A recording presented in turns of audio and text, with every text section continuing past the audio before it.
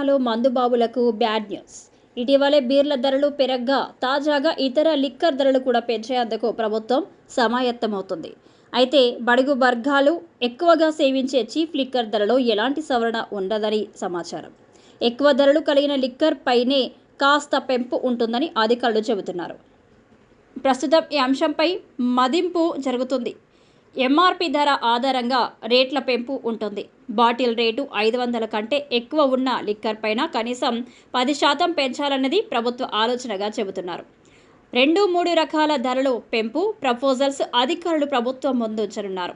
ఆయా విధానాల్లో ఎంత ఆదాయం సమకూరుతుందో కూడా రిప్రజెంటేషన్ ఇస్తారు. వాటిపై ప్రభుత్వం రివ్యూ చేసి ఫైనల్గా నిర్ణయం తీసుకుంటుంది. లిక్కర్పై రేట్ల పెంపు ద్వారా ప్రభుత్వ ఖజానాకి ఏడాదికి 2000 కోట్ల మేర అదనపు ఆదాయం సమకూరుతుందని అన్నది అధికారుల అంచనా.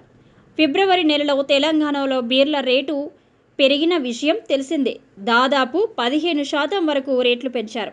ఈ ధరలు పెరగడంతో ఒక్కో బీరుపై సగటున 20 నుంచి 30 రూపాయల వరకు ధర పెరిగింది. గతంతో పోలిస్తే ముడి సరుకుల ధరలు పెరగడంతో రాష్ట్ర ప్రభుత్వం 5 ఏళ్ల తర్వాత బీర్ల ధరల పెంపు నిర్ణయం తీసుకుంది. లిక్కర్ సప్లై చేసే కంపెనీల నుంచి విజ్ఞప్తులు. పక్క రాష్ట్రాల్లో ధరలపై రీసెర్చ్ చేసిన కమిటీ ప్రభుత్వానికి రిపోర్టు ఇవ్వడంతో 15% ధరలు పెంచుకోవచ్చని చెప్పింది.